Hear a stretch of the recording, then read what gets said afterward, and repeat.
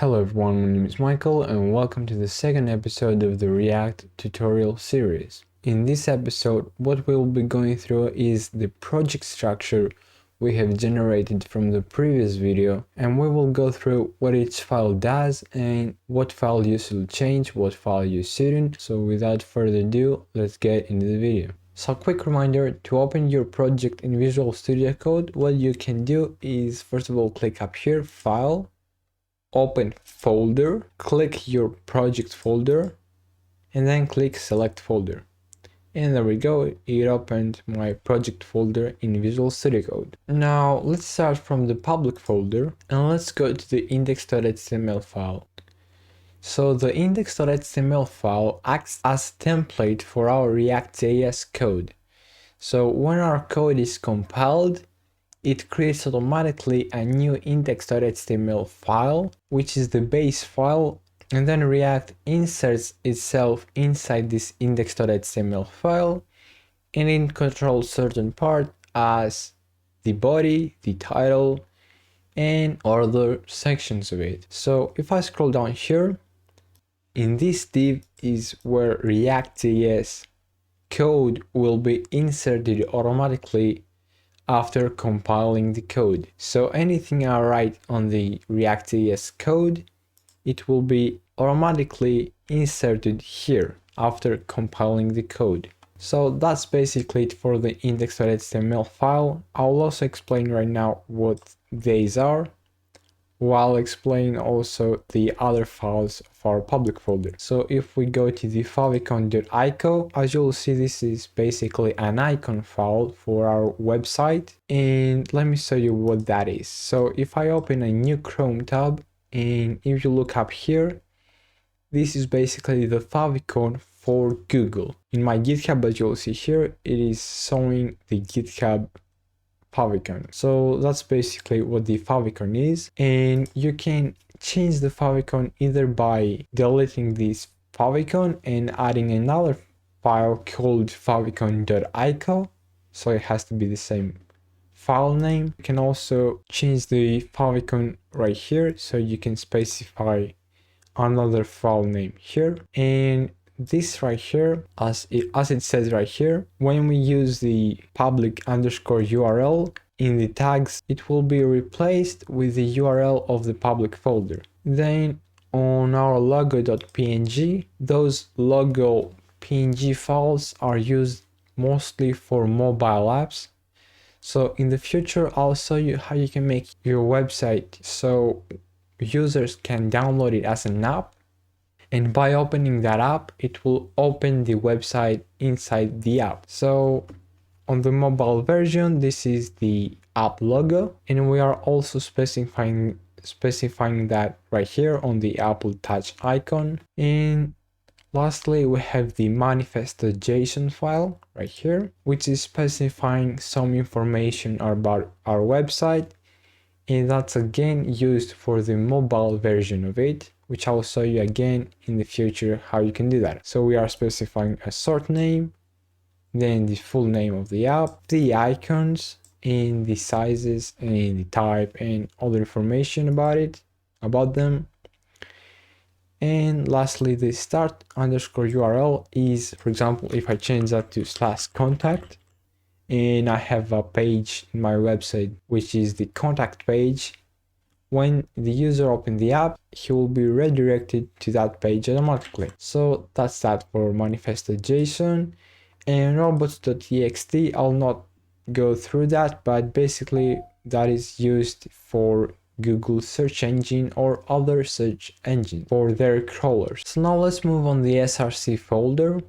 So inside the Src folder is where we're going to put all of our React code and anything related to it, like our images, our CSS code, our JavaScript code, and again anything related to our React.js code. So it's very rare to put anything on the public folder. The main file here is the index.js. Here is where we are importing our app.js file, and then what we are doing is we are rendering our app inside the div with the ID of root. So what we are saying here is React DOM.render, and we are rendering our app.js file inside of the root div. So if we go back to public and then we go index.html, our app.js file is basically rendering inside this div right here. So let's go back. So anything inside of the root div will be controlled from the app.js file as we are inserting it there. Now React strict mode right here is used while developing the website, as it helps us with the development process. It gives us better warnings, better errors, and it's basically used while developing the website. But you can also delete that, it will make no difference, but let's put it there for now. Now report web vitals, we will not be using that for this tutorial, but it's basically used for measuring performance in your app. But for now we can delete that, so you can go ahead and do that as well. So delete it up here as well, and you can delete the file right here.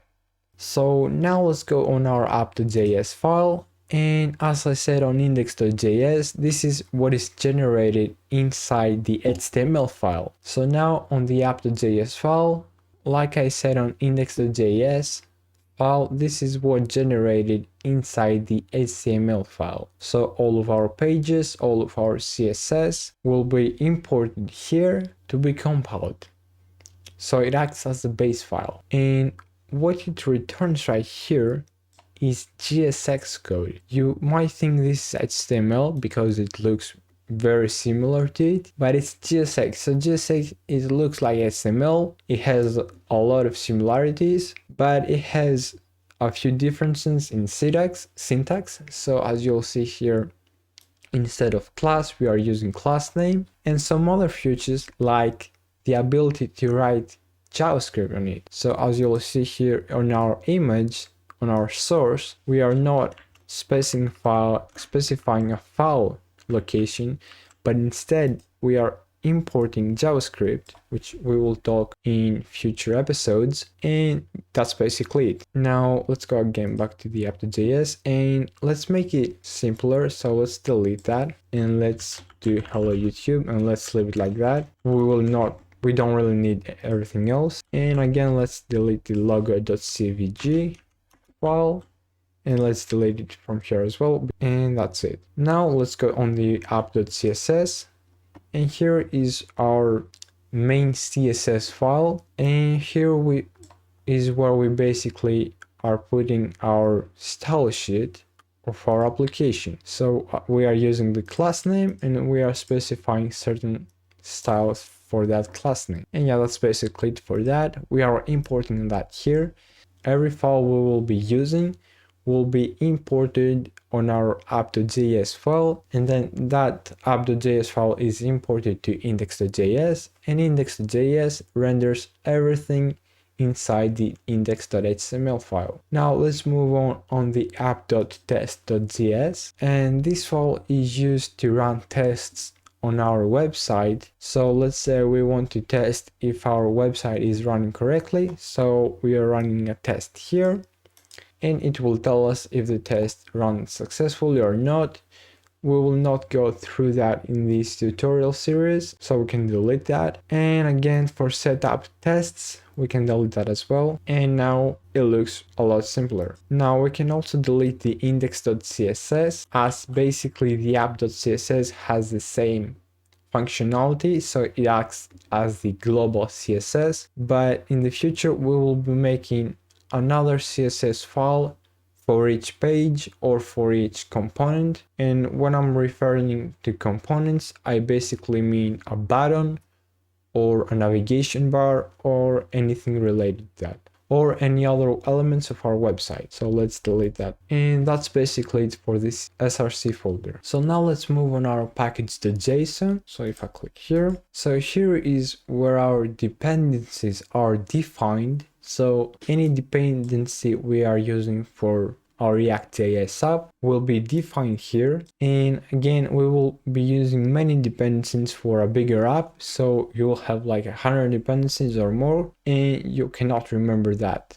So this is what package.json is used for. So it can store your dependencies and the version of each dependency. And whenever you want to install your dependency again, you can run a simple command and it will install all of your dependencies automatically. Now it also stores your scripts, and what scripts are used for is whenever you run npm run start to start your Reactjs application, it basically replaces that command with this command right here. So whenever you run npm start, it actually runs react-scripts start, and this command is used to run your website on developing mode, and we will be going through the other scripts in other videos, and that's basically it. We will not review the other ones right here, they are not important. And also up here we are defining our app name, so the app name we used when we created our React app, and here we can define the version of our website, and that's basically it. Now on the Readme, this is just some information for React. You can read it if you want, but it's basically not necessary to have, so we can also delete. And yarn.log, we don't have to go through that,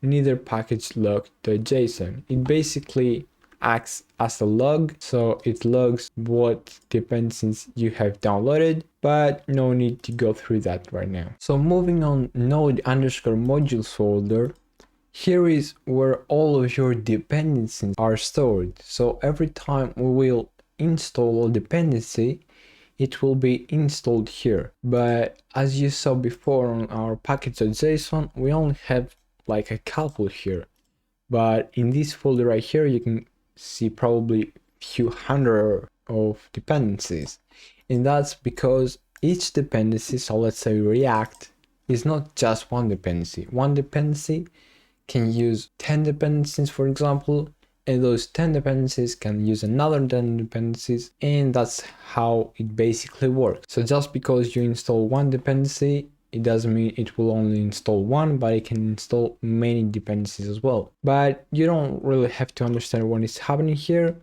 but let me give you a short example. We will be going through that in future videos as well, so you will understand what dependencies are. So let's say I want to install my dependencies, which are predefined. Actually, let me show you one more thing. So let's say I want to go ahead and run my website. So let's do npm run start. As you'll see, it will give us an error, and it will say React-scripts is not recognized, and that's because we haven't yet installed React-scripts dependency in our computer, in our project folder, but they are still defined here. So if you want to download our predefined dependencies, what you can do is run npm I, or you can do npm install, and it will automatically download these dependencies here. But let's add another tab here. So if you want to install a specified dependency, so let's say I just want to install React, what you can do is run npm I react and hit enter, and it will only install React, and it will install the latest version of it. To specify a version, you can do @ and then the version of it, so 1.0.1 for example, and it will install that version of that package. Now lastly, on our .gitignore file, if you don't know what GitHub is, that's fine. We don't have to go through that right now, but if you know what GitHub is, it basically gitignore, like the name says, it ignores some folders for GitHub. So whenever you push your code on GitHub, it will ignore, for example, node modules. So it will not upload node modules on GitHub, because this is used for huge files like node modules, or files you want to basically ignore. So files containing passwords, you don't want to upload them, like the .env file. So yeah, that's what it basically does. And yeah, that's it for this video. I hope you enjoyed it. Hit the like button if you like this video.